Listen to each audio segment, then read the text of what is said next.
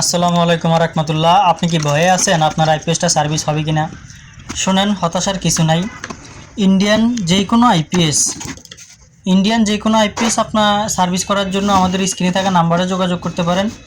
চট্টগ্রামের যে কোনো জায়গায় আপনার বাসায় গিয়ে আপনার চোখের সামনে আইপিএসের সার্ভিস করে দিয়ে রিজনেবল প্রাইজের মধ্যে আপনার আইপিএস ঠিক হবে ইনশাল্লাহ।